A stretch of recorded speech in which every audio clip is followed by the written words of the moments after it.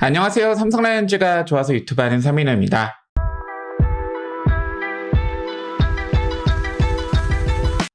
원래 제가 이 시간이면 경기 리뷰 영상을 올리고 오늘 아마 기아 타이거즈와의 경기 리뷰 영상을 올렸어야 돼요. 근데 오늘 갈 길 바쁜 삼성라이온즈 기아 타이거즈한테 발목이 잡혔습니다.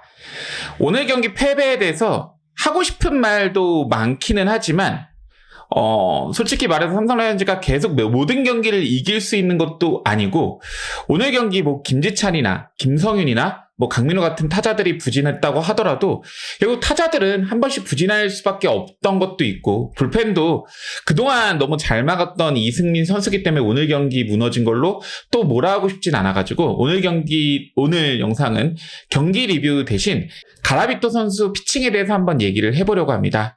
가라비토 선수 지난 키움 히어로즈와의 경기에선 도루도 굉장히 많이 허용하고 굉장히 불안한 모습을 보였는데 오늘 기아 타이거즈와의 경기에서는 견제사도 접고 6이닝 1실점으로 퀄리티 스타트를 기록하면서 꽤 좋은 모습을 보여주었습니다. 그래서 오늘 영상에서는 가라비토 선수 재계약과 가라비토 선수 피칭이 어떻게 바뀌었는지 그 부분을 좀 중점적으로 얘기하려고 합니다. 가라비토 선수 오늘 약점을 많이 보완해 왔습니다. 지난 키움과의 경기 무려 5개의 도루를 허용하면서 5이닝 3실점 피칭을 했습니다. 특히 세트 포지션에서 긴 킥모션으로 인해서 도루를 허용했습니다.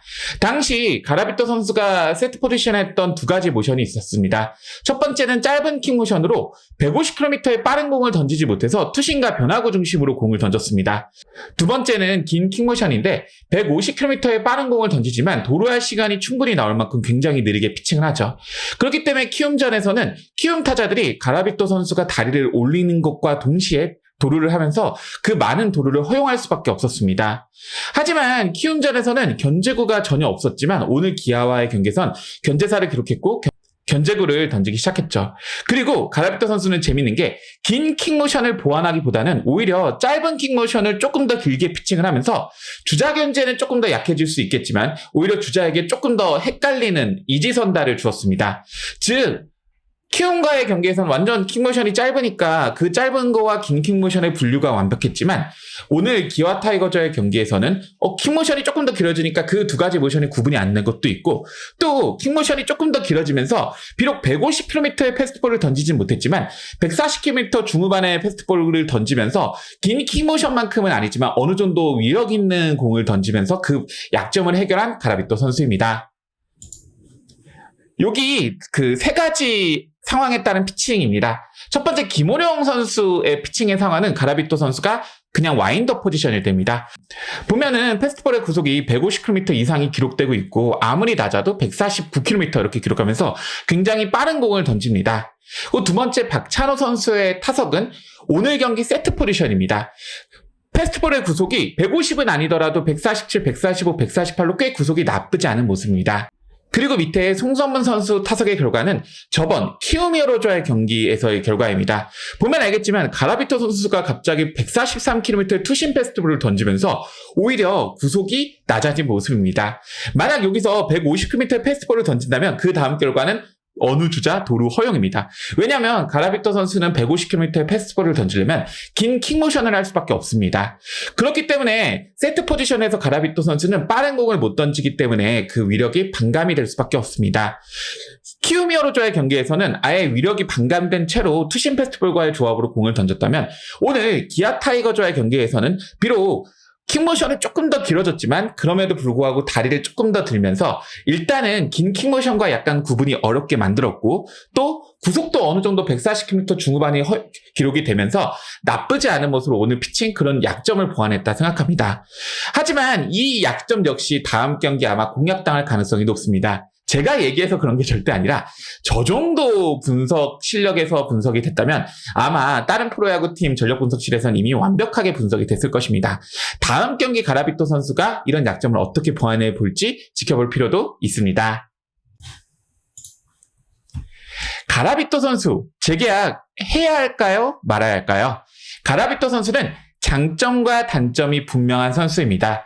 가라비토 선수의 장점은 먼저 패스트볼 평균 구속이 151.4km로 팀 내 우한 투수 중 1위를 기록하고 있습니다.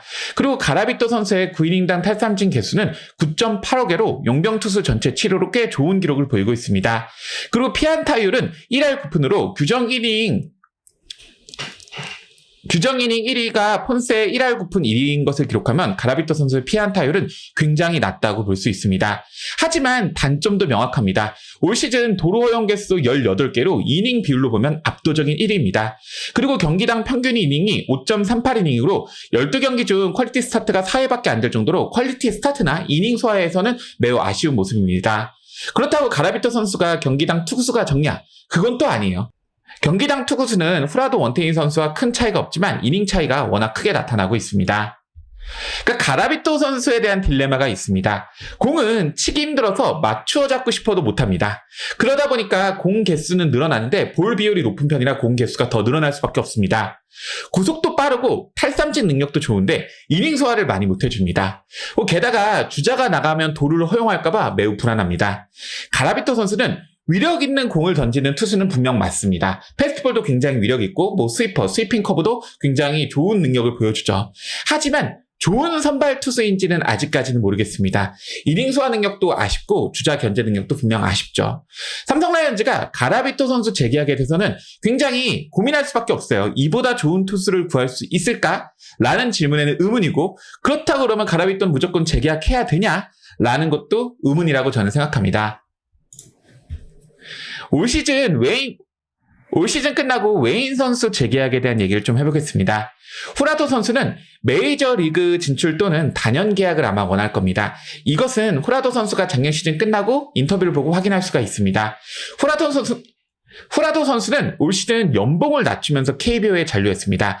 후라도 선수의 작년 연봉은 키움히어로즈에서 120만 달러를 받았는데 올 시즌은 전액 보장이라고 하더라도 삼성 라이온즈에서 100만 달러밖에 못 받고 있죠. 후라도 선수는 당시 인터뷰에서 단연 계약과 메이저리그 행을 염두에 두고 있다. 두 가지를 염두에 두었습니다. 즉 후라도 선수가 메이저리그에서 원하는 오퍼가 없을 시 삼성 라이온즈와 단연 계약할 가능성이 개인적으로 전 높다고 생각하고, 후라도 선수의 나이가 생각보다 젊은 편이어서 삼성 라이온즈도 충분히 후라도라면 단연 계약을 고민해볼 필요도 있다고 생각합니다.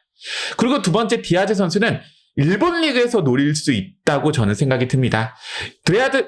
디아즈 선수는 올 시즌 80만 달러의 삼성 라이온즈와 계약을 했고, 만약에 KBO에 잔류한다면 삼성 라이온즈와 재계약 시 굉장히 연봉 상승폭이 클 수밖에 없습니다. 그리고 일본 리그는 투구 타자의 리그이기 때문에 디아즈 같은 홈런 타자가 더욱 필요한 상황입니다. 물론 일본 리그에서 이제 로하스 선수가 실패하고, 일본 리그에서 좀 실패했던 타자인 데이비슨이 KBO에서 성공하고, 또 일본 리그에서 그렇게 좋은 성적을 보여주지 못했던 폰세라는 투수가 KBO에서 엄청난 기록을 찍었기 때문에 KBO에 대한 신뢰가 조금 떨어질 수밖에 없습니다. 왜냐하면 최근 일본 리그로 진출한 선수들이 로하스 빼고 많지는 않으니까요. 하지만 디아즈 선수 정도라면 일본 리그에서도 충분히 군침을 흘릴 수 있습니다. 다만 저도 일본에서 디아즈 선수한테 큰 금액은 베팅할 것은 아니라 생각이 들어서 우리가 충분히 디아즈 선수한테 어느 정도 금액을 베팅한다면 디아즈 선수를 잡을 수 있다고 생각합니다. 내년 시즌 3명 전부 재계약 시 삼성 라이온즈 웨인 셀러리 캡은 440만 달러입니다. 기존 400만 달러 셀러리 캡에 1년차 후라도 선수의 10만 달러, 그리고 2년차 디아즈 선수의 20만 달러, 그리고 가라비토 선수의 1년차 10만 달러가 추가돼서 440만 달러죠. 개인적으로 후라도 선수의 최소 연봉은 150만 달러라 생각하고요. 디아즈 선수는 최소 120만 달러라 생각합니다. 그리고 가라비토 선수는 100만 달러 정도가 될 수도 있죠. 외인 교체를 염려해서 60만, 70만 달러는 남겨야 되는 상황이어서 이 상황 정도의 계약, 여기서 이제 플러스 마이너스 알파가 삼성 라이온즈가 그리는 그림이지 않을까 싶어요. 후라도 디아즈 선수의 계약금이 높아질수록 가라비토 또는 새 외인 연봉이 낮아집니다. 그렇기 때문에 무조건 후라도 디아즈 선수 잡으려고 또 계약금을 무조건 높일 수도 없습니다. 물론 KBO가 3명의 외인 선수들이 성공할 가능성이 높지만, 만약에 후라도와 디아즈 둘 다 잡는다면 삼성 라이온즈는 내년 시즌 3명의 외인 투수 다 성공할 가능성이 더 높아집니다. 내일 경기 후라도 선수가 오랜만에 등판합니다. 후라도 선수 1선발의 가치를 보여줘야 됩니다. 지금 오늘 경기 패배로 삼성 라이온즈 3위도 물론 쉽진 않지만 4위까지도 아직 확실하지 않은 상황입니다. 이번 주에 KT와 경기 2연전이 남아있으니까요. 그렇기 때문에 내일 경기 SSG와 경기에서 반드시 우리 승리해야 되고 후라도 선수의 또 다른 멋진 피칭을 기대하겠습니다. 오늘 경기 리뷰 아니죠? 오늘 영상이 마음에 드셨다면 좋아요, 구독, 클릭 부탁드리겠습니다. 저는 다음 영상으로 여러분들을 찾아뵙겠습니다. 이만 총총!